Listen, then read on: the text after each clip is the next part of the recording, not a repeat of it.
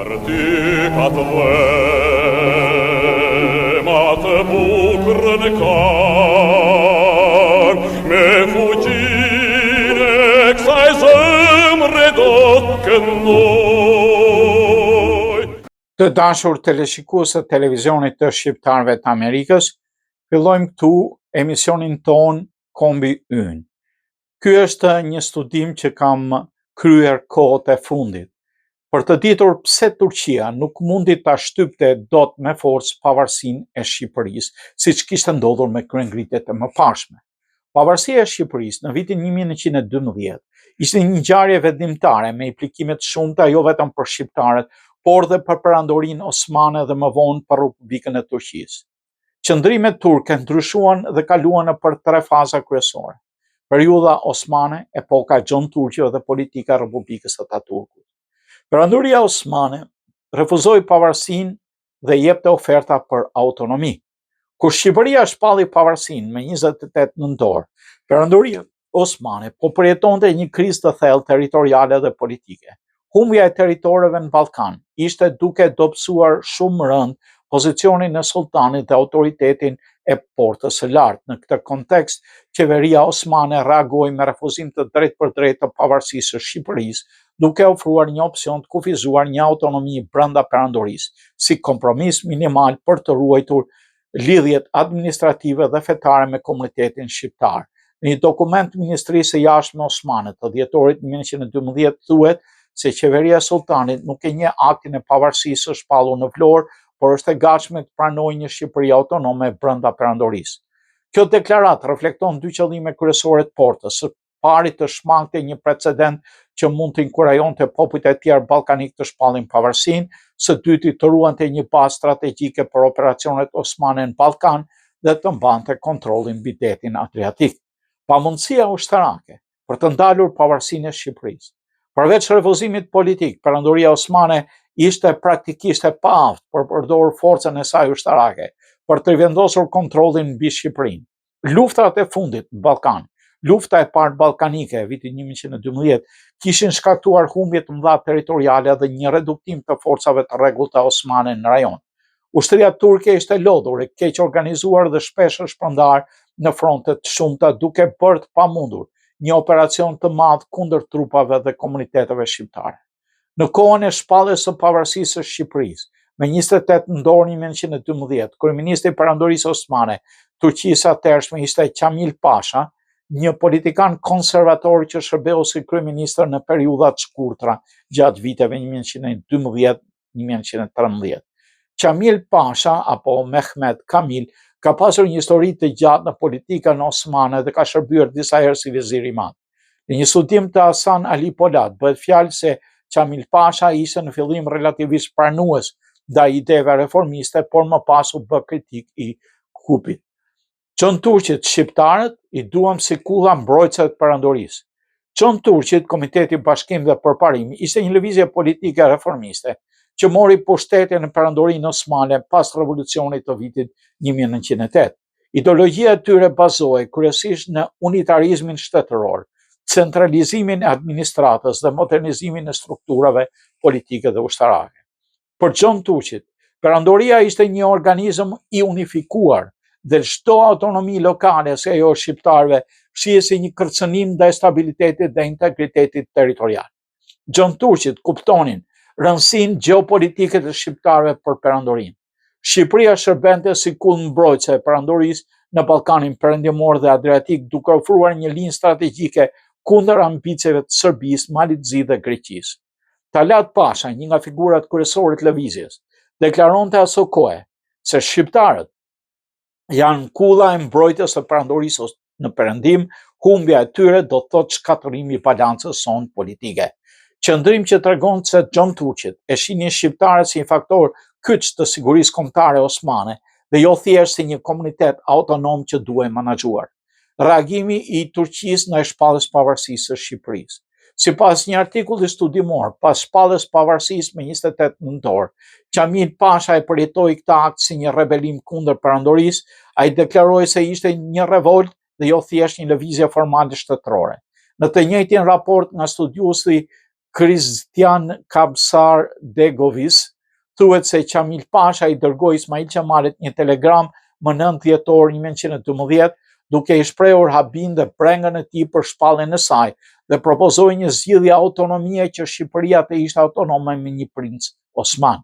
Megjithatë, Ismail Qemali refuzoi këtë propozim autonomie sepse pavarësia tashmë ishte shpallur dhe besoi se ardhmja e Shqipërisë do të vendosej nga fuqitë e mëdha në konferencat ndërkombëtare. Sipas Hasan Prishtinës, një nga udhëheqësit shqiptar të lëvizjes pavarësisë, Qamil Pasha dërgoi një mision në Prishtinë me qëllim që të negocionte me kryeanglistit shqiptar. Misioni përfshinte figura ushtarake dhe civile dhe synonte njohjen e kërkesave shqiptare, përfshirë përdorimin e gjuhës, emërimin e zyrtarëve vendas dhe njohjen e kufive të Shqipërisë. Ai tentoi të menaxhojë situatën nëpërmjet negociatave dhe kompromiseve dhe jo domosdoshmërisht për të ruajtur Shqipërinë plotësisht brenda perandorisë, por për të shpërndarë tensionet. Në literaturën historike, kjo periudhë shpesh përshkruhet si një moment ku qeveria osmane ishte e dobët dhe e pafuqishme për të rivendosur kontrollin mbi Shqipërinë, sipas Skëndi dhe Jelaviç. Shtrirja e ndikimit sovranitetit të qeverisë së Vlorës dhe rreziqet. Në muajt pas shpalljes së pavarësisë, qeveria e përkohshme ushtronte ndikim të drejtë për drejtë vetëm në Vlorë dhe në rrethinat e saj. Gjirokastra, Tepelena dhe Përmeti e njohën Ismail Qemal Vlorën si kryeministër gjatë dimrit 1912-1913. Vetëm pas pranverës së vitit 1913, së bashku me tërheqjen e ngadalë të ushtrisë serbe dhe kthimin në Anadol të trupave osmane, u bë e mundur që edhe rrethet e tjera administrative shqiptare ta njihnin sundimin e qeverisë së Vlorës. Shqipëria e pavarur, e udhëhequr nga qeveria e përkohshme, përballej me probleme të rënda. Shumica e familjeve të mëdha feudale refuzuan nënshtrimin ndaj pushtetit të ri sipas traditave shekullore. Antarët e tyre formonin parti dhe kontrollonin djegësit nga qendrat ku ishin pronët e tyre. Toptanët nga Trekëndshi, Durrës, Tiranë, Krujë, Vrionet nga Fier dhe Mëzeqeja dhe Vlorat nga Vlora. Pjesa tjetër e territoreve jugore të kontrolluara nga shqiptarët i përkiste familjeve Libohova dhe Delvina. Çdo parti e tillë mund të mobilizonte një ushtri nga 1 deri në 3.000 veta. Pronarët musliman të zonës nuk kundërshtonin ndjenjat kombëtare, por shumë prej tyre ende shpresonin të merrnin një detyrë paguar mbi administratën osmane. Interesi i tyre më i madh ishte stabilizimi i situatës shqiptare dhe rikthimi i rendit. Interesant është se shumica prej tyre prisnin që këtë të arrinin jo nga Stambolli, por nga fuqitë e mëdha me interesa në Adriatik, kryesisht nga monarkia austro-hungareze, e cila kishte treguar aftësitë e saj në Bosnjë dhe Hercegovinë. Zyrtarët lokal ishin kryesisht familja Gallarës dhe Belerës, shumica e cilëve u tërhoqën në pronët e tyre, tokë me ushtarët e tyre dhe prisnin të shihnin se si do zhvilloheshin ngjarjet. Shumica e tyre, si dhe pjesëtarët e intelektualet, i kushtuan besnikëri njerëz nga shtëpive e mëdha, duke shpresuar për një të ardhme më të mirë. Në fund të vjeshtës të vitit 1912, popullsia e fshatrave ishte lënë pa një autoritet të lartë që t'i kontrollonte. Rivaliteti mes grupeve të interesit u rrit, gjë që pengoi që këto grupe të ndjekin një politikë me interesat përbashkëta. Organizatave të vetme që ende funksiononin u bën ushtri që mblidheshin rreth shtëpive të mëdha të familjeve të belerëve. Valët e emigrantëve shqiptar nga Ballkani shkaktuan probleme. Duke ikur nga ushtria serbe, shqiptarët përkeqësuan situatën në Shqipëri. Refugjatët ngritën strehime të përkohshme në disa qytete të mëdha qendrore dhe jugore si Durrësi, Berati dhe Vlora. Ata numëroheshin në 60.000 vetë në shanjaqet e Durrësit dhe të Elbasanit dhe 5.000 vetë rreth Vlorës. Perandoria osmane dhe ushtria e konsideronin shpalljen e pavarësisë si tradhtim. Komandantët ushtarak osman që luftonin në Ballkanin perëndimor morën lajmin më shumë ditë vonesë për ngjarjen e 28 nëntorit 1912. Pasha Esat Halasti supozohet të ketë urdhëruar arrestimin e Ismail Qemalit dhe dërgimin e tij në Janin. Megjithatë, Müfit Bey Libohova, ish antar i parlamentit osman, arriti ta bindë se një veprim i tillë do rrezikonte besnikërinë e trupave shqiptare të tij. Pas diskutimit, Pasha Halasti vendosi të urdhëronte zyrtarët besnik ndaj perandorisë të bashkëpunonin me administratën e Qemalit. Disa ditë më vonë, më 2 dhjetor, ishte marrë tashmë vendimi autonom të dërgonte një telegram në Vlorë duke kërkuar Ismail Qemalit të organizonte Shqipërinë e pavarur.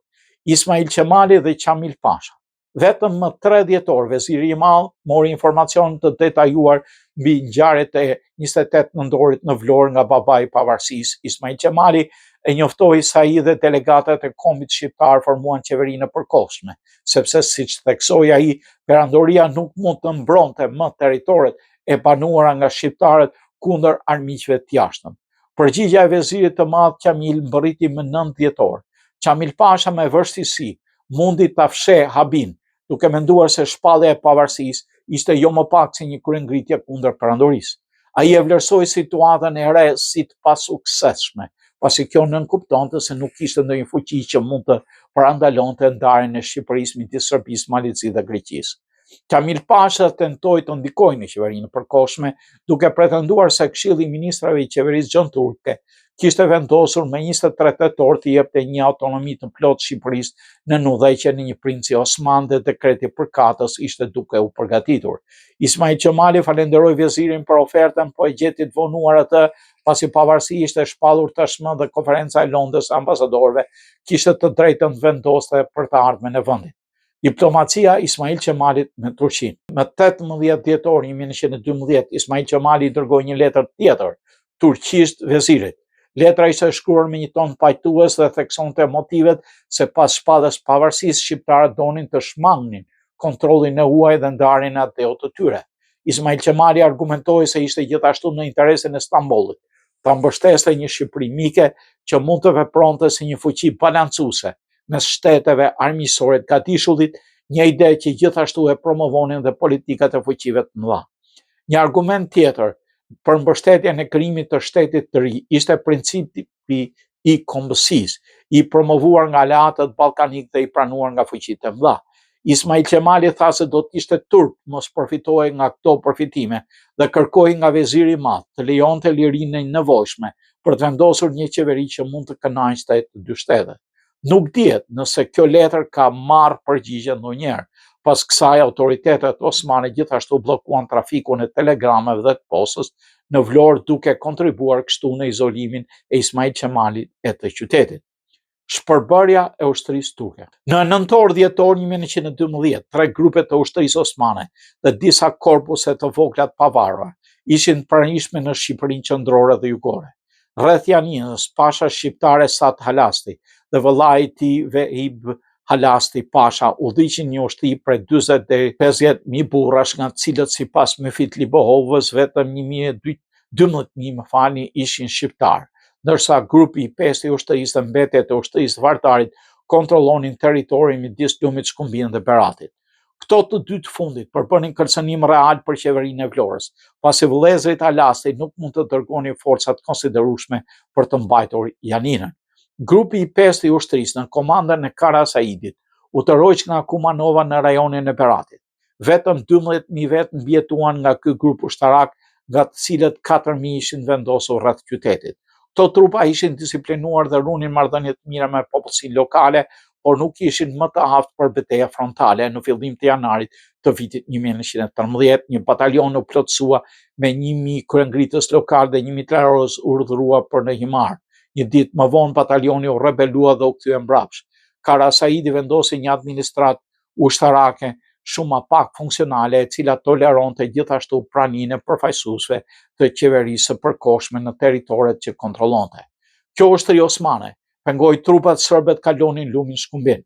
Për shkak të dezertimeve të shqiptarëve, rreth 6.000 trupa turke mbetën nga ky grup në janarin e vitit 1913. Një divizion sovran i ushtrisë së Vardarit u tërhoq në Shqipëri në drejtimin e Xhavit Pashës, i cili fillimisht mbronte Sanxhakun e Novi Pazarit. Ushtria serbe ndiqte atë deri në Adriatik. Në Durrës, Xhavit Pashait i mbetën rreth 5.000 burra. Ata vendosën një kamp në rajonin e Vlorës deri në maj të 1913, ku trupat u kthyen në Anadol. Ato përbënin një kërcënim të vazhdueshëm për qeverinë e përkohshme. Në jug të tyre në Delvin ishin vendosur 4 deri 5 batalione pjesërisht shqiptare në drejtimin e Mehmet Ali Pash Delvinës. Pronari shqiptar marshoi trupat e tij nga manastiri në ateun e vet, ku vendosi administratën e tij ushtarake. Në fillim të dhjetorit, rreth Sarandës parkuan 500 deri 100 ushtar grek pajisur keq, të cilët rrugës për Delvin papritme superplasën me ushtrinë perandorake, pajisur me mitraloz dhe 4 topa malor me zjarr të shpejt. Mehmet Ali Pasha i shtyu ata në det duke penguar për muaj të tërë pushtimin grek të kësaj pjese të Shqipërisë jugore. Dezertimi i nizamëve shqiptar.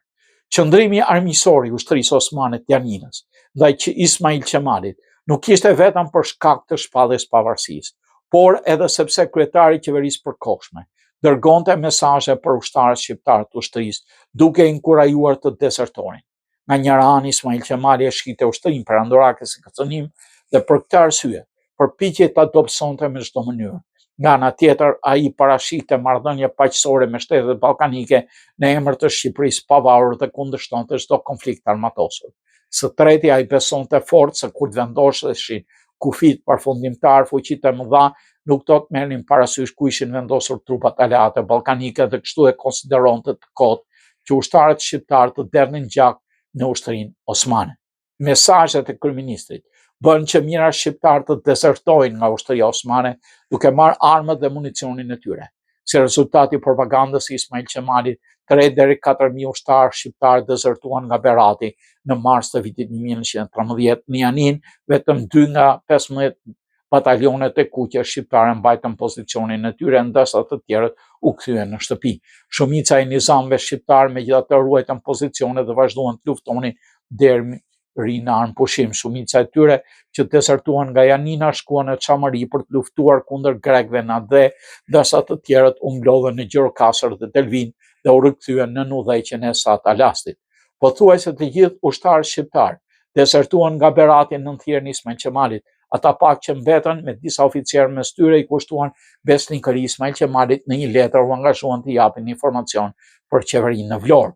Konsekuencat e qëndrimit të portës. Qëndrimi refuzues i perandorisë osmane dhe oferta e autonomisë krijuan një klim tensioni që nxiti shpalljen e pavarësisë nga Ismail Qemali dhe delegatat e Vlorës. Radikalizmin e disa komunitete myslimane, të cilët fillimisht mbështeteshin nga porta apo u shkënjyen nga mosveprimi i saj, si lëvizja e Axhi Qamilit 1914-15, përfaqëson një rast ilustrues të tensioneve sociale dhe politike në Shqipëri.